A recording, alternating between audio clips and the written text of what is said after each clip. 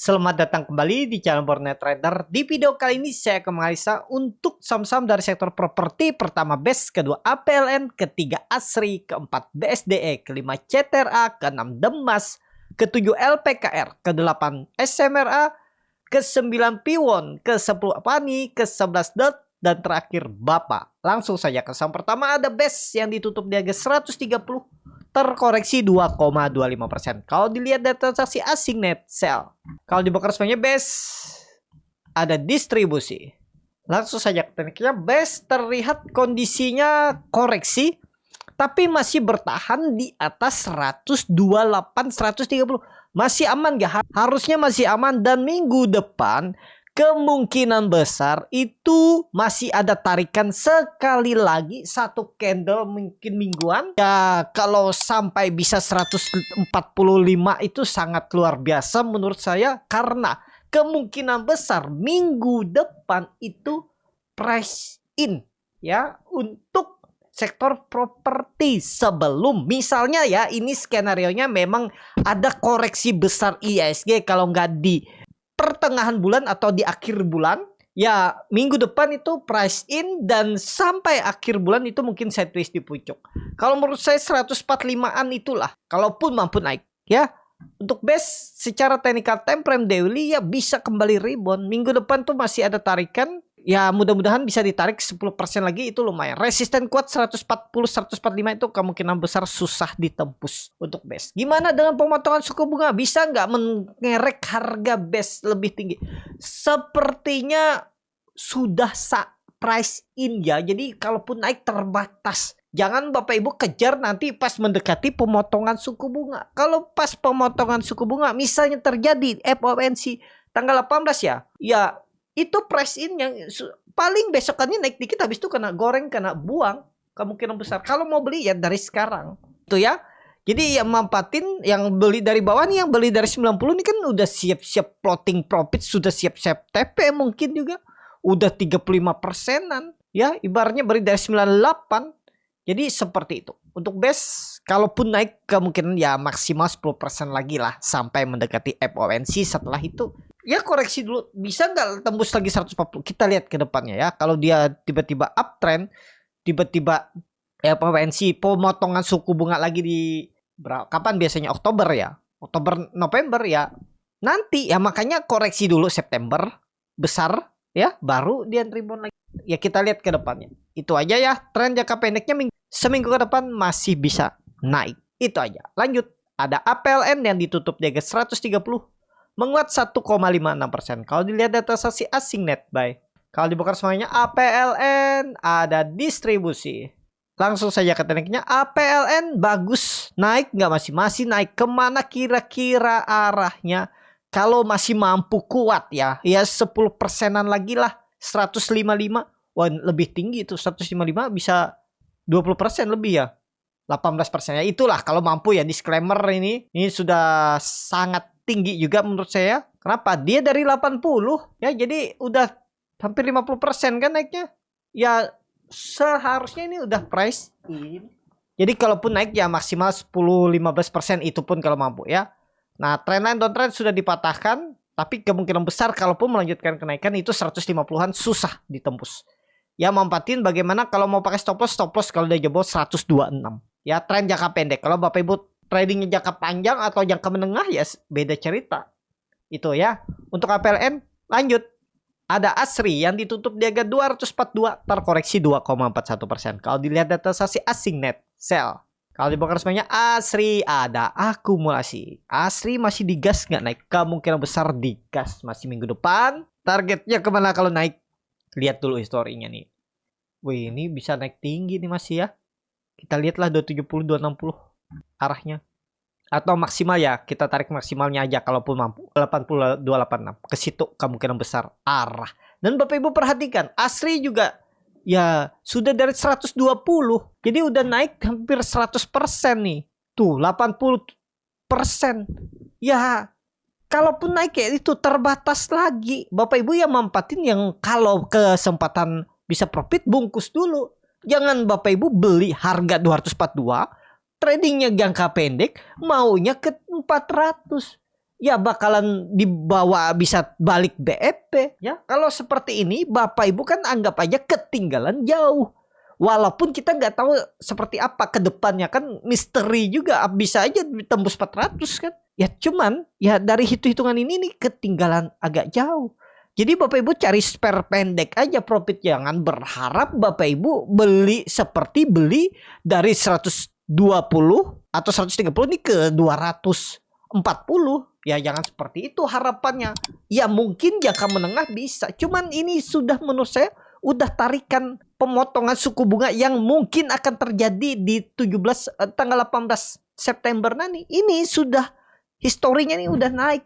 Itu kalau Bapak Ibu join di grup Borneo Trader tuh asli sudah beli dari 130-an. Di bulan Juni ini kemarin belinya. Udah rally jauh. Jadi saat ini ya trading cepet lah. Maksudnya cepet ya bisa simpan sampai seminggu ke depan. Itu aja untuk ASRI. Ya, lanjut. Ada BSDE yang ditutup di harga 1280 terkoreksi 0,7%. Kalau dilihat data transaksi asing net sell. Kalau dibuka resminya BSDE di distribusi. Langsung saja ke tekniknya BSDE ada potensi naik tapi tinggi enggaknya sepertinya enggak. Ya 1350-an itu aja. Tembus enggak saat ini kalau menurut saya belum. Juga sudah kemungkinan price in, tapi disclaimer ya, analisa saya juga bisa salah. Jadi naik terbatas lah. Nih dia juga naik dari April itu dari 910 udah 20%, 30% ya naik.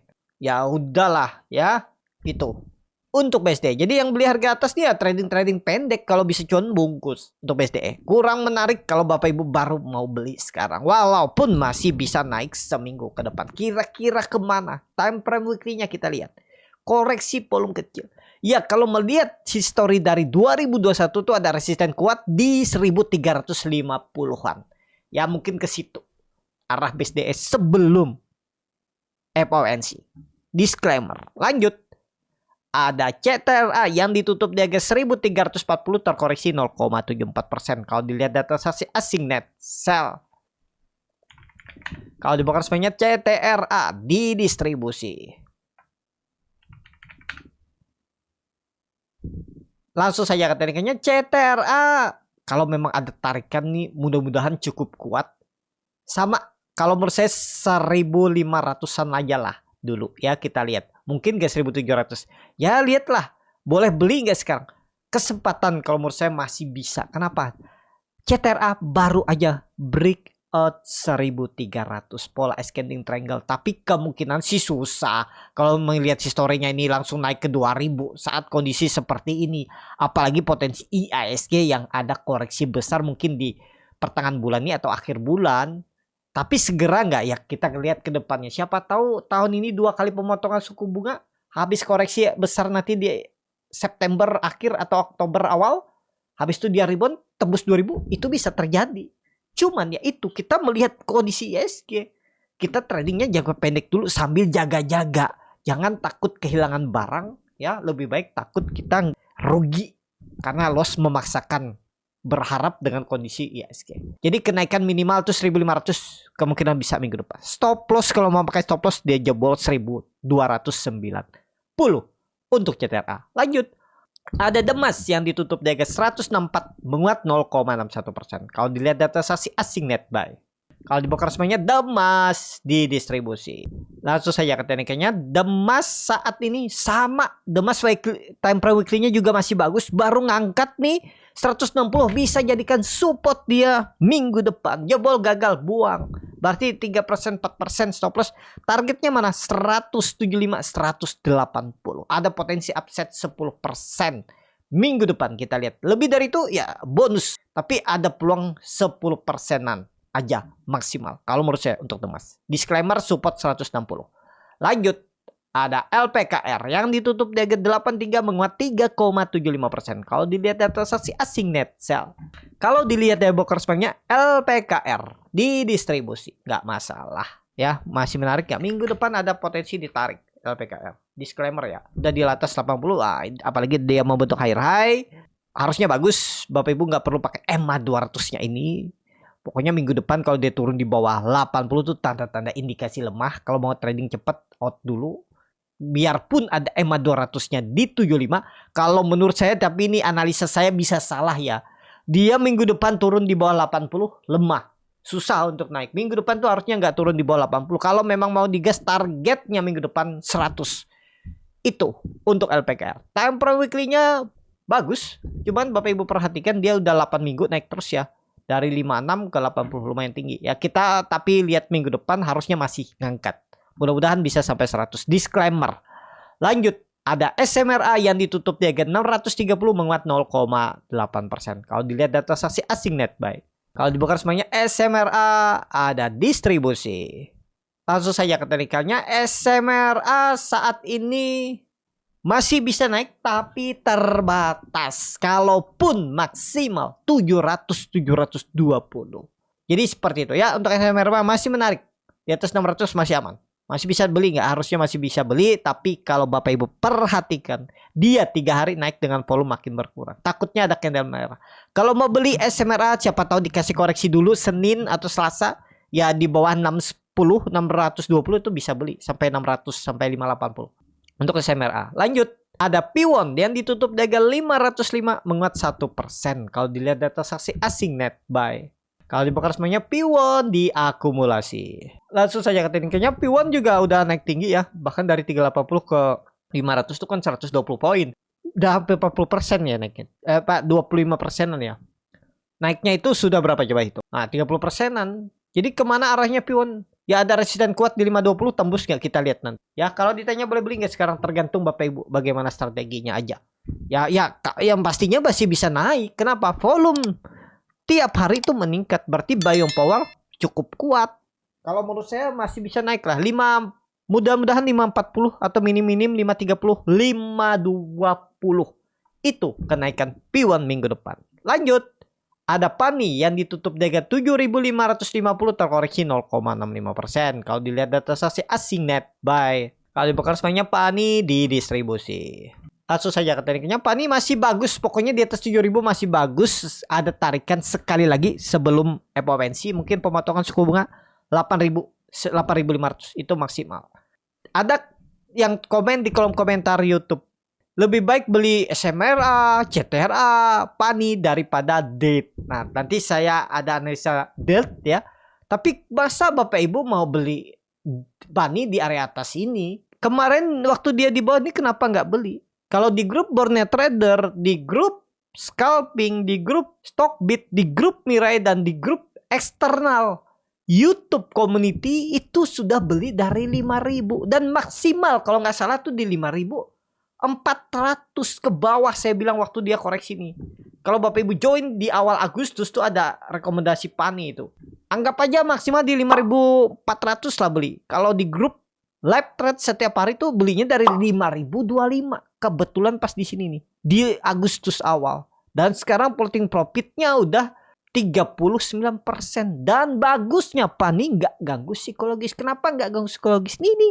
Candlenya nggak jebol support. Naik tapi bertahan. Habis itu naik nih bertahan juga di atas support. Ya saya tetap hot. Seperti itu yang candle nggak ganggu psikologis. Kadang ada candle yang ganggu psikologis seperti waktu dia sideways. Naik turun. Ya kalau nggak di TP ini ya dibawa turun lagi ya. Nah itu. Jadi kalau ditanya boleh beli nggak sekarang? Sebenarnya harga berapapun mau tinggi mau rendah tuh bisa aja beli. Yang penting punya plan bagaimana mengantisipasi kalau nggak sesuai harapan. Tapi pandangan saya minggu depan ada tarikan sekali lagi untuk PANI. Mudah-mudahan 8.000, 8.500 kalau bisa. Itu aja untuk PANI. Lanjut ada DELT yang ditutup di harga 194 menguat 1,57%. Kalau dilihat data saksi asing net buy. Kalau dibongkar semuanya DELT diakumulasi. Nah, DELT ini masih bagus. Walaupun agak lambat pergerakannya tapi ya bagus. Belum ngangkat jauh ya. Jadi dia ini ada potensi minggu depan tarikannya 200. Di grup Bornet Trader itu udah beli dari 187, 190. Beli pas candle ini. Ya targetnya 200. Ya dapat 5% lumayan lah. Jadi kemana kira-kira kalau lebih naiknya? 212 saja kalau menurut saya. udah price in. Kalau DET memang nggak terlalu tinggi naiknya ya, tapi dia yang terlambat, makanya saya pilih. Kalau saya sudah banyak, PANI juga udah beli di bawah, BSD juga kalau nggak salah CTRA udah beli. Jadi yang belum naik lagi ya DET, kita beli DET. Jangan kita paksa first up saham yang lain ya.